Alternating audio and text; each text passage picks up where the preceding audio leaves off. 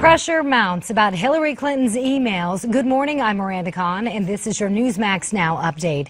Former Secretary of State says she turned over all relevant emails from her personal email account to the State Department for review.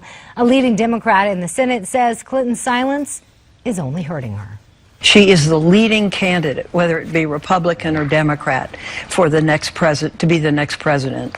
And I think that she needs to step up and come out and state exactly what the situation is.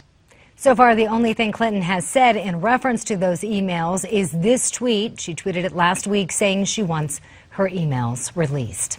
University of Oklahoma frat is shutting down after a video hits YouTube. This video is from a weekend bus trip for members of Sigma Alpha Epsilon. They reportedly can be heard saying racial slurs.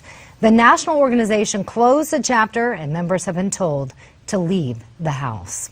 This comes on the same weekend that thousands crowded into Selma, Alabama. They went to mark 50 years since the violent clash between police and civil rights protesters on the Edmund Pettus Bridge. More marches are planned in Selma throughout the week. An 18-month-old is lucky to be alive, but is in critical condition after being trapped for 14 hours in a car that crashed in a Utah river. Fishermen found the little girl over the weekend still strapped inside her car seat. The car had landed upside down on a river embankment.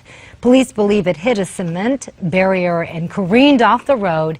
Late Friday night, the girl's mother was found dead inside the car.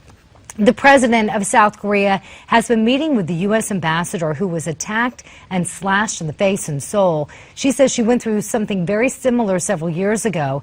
Ambassador Mark Lippert needed 80 stitches to close the gash in his face. He also suffered nerve damage to his left arm. Two men now face charges in the murder of Russian opposition leader Boris Nemtsov. One of them reportedly admitted he took part in the murder. Three other suspects are also in custody. Another man suspected in the plot blew himself up with a grenade when he was surrounded by police in Chechnya. Nemtsov was killed late last month near the Kremlin. Imagine flying around the world without a single drop of jet fuel. Can you imagine that? That's exactly what a pair of Swiss pilots are doing right now. They took off this morning from Abu Dhabi aboard a solar-powered plane called the Solar Impulse 2. The trip is expected to take about 5 months. That was your latest Newsmax Now update. More coming your way in a half hour.